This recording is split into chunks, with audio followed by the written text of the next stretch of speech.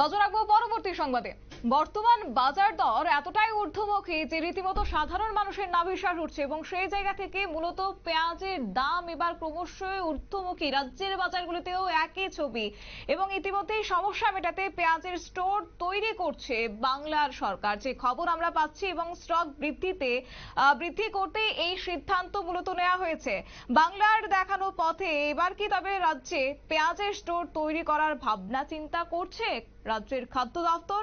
এবং না হলে মূল্য বৃদ্ধি নিয়ে যে আগামী দিনে আরো ভুগতে হবে রাজ্যের সাধারণ মানুষদের, সেটা আর বলার অপেক্ষা রাখে না। তবে যাই হোক, আপাতত এই গোটা বিষয় নিয়ে আমরা নিউজ ভ্যানগার্ড কথা বলার চেষ্টা করেছে টাস্ক ফোর্স, অর্থাৎ বাংলা টাস্ক ফোর্সের সদস্য রবীন্দ্রনাথ কলই। তিনি ঠিক কি জানিয়েছেন শুনুন। পেঁয়াজ রাখার কোন স্টোর ছিল, আচ্ছা, সেটা এখন শুরু হয়েছে। আচ্ছা, স্টোর যদি থাকে তাহলে চাষিরা পেঁয়াজ চাষে উৎসাহ পাবে, সেটা 3 মাসের জায়গায় বাড়বে আলুর মতোই। আলুতে সেকেন্ড লার্জেস্ট প্রডিউসিং স্টেট হচ্ছে বেঙ্গল।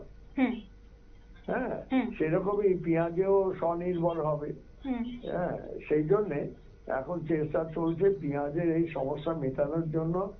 যেরকম আমদানি করা হচ্ছে, কিন্তু সেই সঙ্গে পেঁয়াজটা এখানে যাতে চাষ বেশি হয় এবং চাষিরা সঠিক দাম পায় এবং স্টোরিং এর ব্যবস্থা থাকে, সেটাই।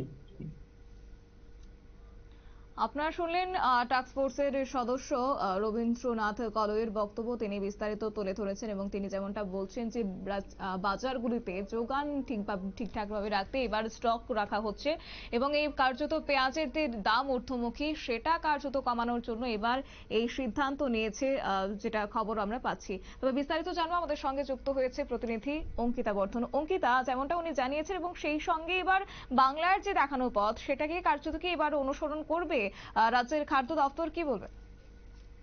দেখো, আমরা যখন কথা বলি নবান্নের উচ্চ পদস্থ আধিকারিকের সাথে, তারপর কিন্তু তিনি বিষয়টাকে খোলাসা করে বলেছেন যে এই দীপাবলির সময়টাতেই একটা পেঁয়াজের ক্রাইসিস থাকে, হোক পশ্চিমবঙ্গ আর হোক ত্রিপুরা।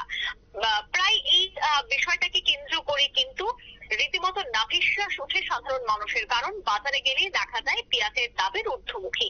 সেক্ষেত্রে এবার কিন্তু পশ্চিমবঙ্গ একটা আলাদা পথ নিতে শুরু করছে। কি সেই পথ? তারা এবার স্টোর বাড়ানোর চেষ্টা করছে।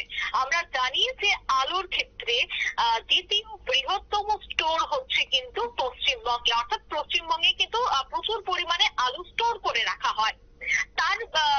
তাকে কেন্দ্র করেই আমরা দেখতে পাই চাষিরা যেভাবে উৎসাহিত হয়, ঠিক তেমনি আমদানি রপ্তানির বাণিজ্যটাও থাকে। বাজারে আলুর টান কিন্তু পড়ে না, কিন্তু পেঁয়াজের টান যেহেতু পড়ে, সেক্ষেত্রে এবার পশ্চিমবঙ্গ সরকার এই পেঁয়াজের স্টোর কিভাবে বাড়ানো যায়, 3 মাসের জায়গায় 6 মাস 8 মাস কিভাবে তা রাখা যায়, তার জন্য কিন্তু এবার স্টোর গড়ার পরিকল্পনা গ্রহণ করেছে। প্রশাসনিক সূত্রে আমরা জানতে পেরেছি ইতিমধ্যে সম্পূর্ণ কাজ প্রায় সম্পূর্ণ, অর্থাৎ কাগজপত্রের যে কাজ থাকে তা প্রায় সম্পূর্ণ। তারপরে কিন্তু স্টোর তৈরি করার কাজ শুরু হবে, যাকে কেন্দ্র করে সেই পশ্চিমবঙ্গের চাষিরাও অনেকটাই উৎসাহিত হবে। তবে রাজ্য কি সেই পথে চলবে বা রাজ্যেও কি স্টোরেজের কোনো চিন্তা ভাবনা আছে? কারণ দেখো, আমরা জানি যে রাজ্যে উৎপাদনের তুলনায় যোগান বা চাহিদার তুলনায় যে যোগান অনেকটাই কম, সেই কথাটা কিন্তু আর বলার অপেক্ষা রাখে না। যে কোনো সময় যদি রাস্তাঘাট খারাপ থাকে বা কোনো রাজ্য যদি আলু বা পেঁয়াজ দিতে বারণ করে দেয় রাজ্যকে, তবে কিন্তু সেক্ষেত্রে রাজ্য সরকারকে নিয়ে রাজ্য সরকার এই বিষয়টা নিয়ে চিন্তিত হয়ে পড়ে, কারণ রাজ্যের চাহিদার তুলনায় উৎপাদন অনেকটাই কম, আমাদের বহিরাজ্যের উপর ভরসা করতে হয়। সেক্ষেত্রে পশ্চিমবঙ্গ সরকার যেভাবে বহিরাজ্যের উপর ভরসা না করে স্টোরেজ বাড়ানোর চেষ্টা করছে, সেই বিষয়টা নিয়ে কি রাজ্য সরকারও চিন্তা ভাবনা করবে, নাকি এইভাবেই ভোগান্তির শিকার হতে হবে সাধারণ মানুষকে? প্রশ্ন কিন্তু অবশ্যই থাকছে। অন্যদিকে পশ্চিমবঙ্গের কায়দায় যদি রাজ্যেও একটি স্টোর করা হয়, রাজ্যেও যদি পেঁয়াজটাকে স্টোর করে রাখা যায় মাসের পর মাস, সেক্ষেত্রে এখন যেভাবে একটা বাজার দর আমরা দেখতে পাচ্ছি, সেটা কিন্তু আর থাকবে না, বা থাকলেও তার পরিসংখ্যান বা তার সংখ্যাটা যে নেহাত অনেকটাই কম থাকবে তার বলার অপেক্ষা রাখে না। তাই সাধারণ মানুষ, বিশেষ করে রাজ্যবাসীর মূলত দাবি হচ্ছে যে রাজ্যে একদিকে চাহিদার তুলনায় যোগান অনেকটাই বাড়াতে হবে, কৃষকদের স্বনির্ভর করে তুলতে হবে, কৃষকদের বিভিন্ন দিক দিয়ে সাহায্য করতে হবে যাতে কৃষকরা উৎসাহিত হয়।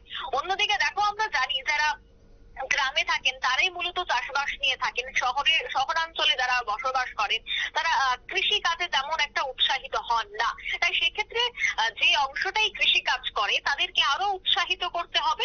অন্যদিকে স্টোরেজ সিস্টেমটাকে আরো বাড়াতে হবে। রাজ্যে যদি স্টোরেজ না থাকে তবে আগামী দিনে কিন্তু রাজ্যকে আরো ভয়াবহ চিত্র দেখতে হবে, এমনটাই মনে করা হচ্ছে। তাই পশ্চিমবঙ্গের কায়দায় যদি রাজ্যেও স্টোরেজ সিস্টেম থাকে সেক্ষেত্রে রাজ্যেও আগামী দিনে যে পেঁয়াজের দাম থাকবে না বা সেক্ষেত্রে যে অগ্নিমূল্য সামান্য হলে একটু কম থাকবে সে কথাই কিন্তু মনে করা হচ্ছে। শতাব্দী। ধন্যবাদ অঙ্কিতা। বিস্তারিত জানিয়েছে আমাদের প্রতিনিধি অঙ্কিতা বর্ধন। তবে আপাতত কিন্তু পেঁয়াজের দাম কমাতে এবার স্টোরেজ করার পরিকল্পনা নিচ্ছে বাংলার, যেটা কার্যত এবার পরিলক্ষিত হচ্ছে বাংলার সরকার, এবং সেই জায়গা থেকে এবার রাজ্যে দেখার বিষয় যে সেই পরিকল্পনা করে কিনা। কেননা যেভাবে ঊর্ধ্বমুখী হচ্ছে বাজার দর, যেভাবে পেঁয়াজের দাম বাড়ছে, তাতে করে স্টোরেজ বা স্টোর সেটা যদি না করা হয় তাহলে কিন্তু রাজ্যের বাজারগুলিতে কোনোভাবেই থামার নাম নেবে না সেই ঊর্ধ্বমুখী বাজার দর। সংবাদ আপাতত এই পর্যন্তই। পরবর্তী আপডেটের জন্য চোখ রাখুন শুধুমাত্র নিউজ ভ্যানগার্ডের পর্দায়। নমস্কার।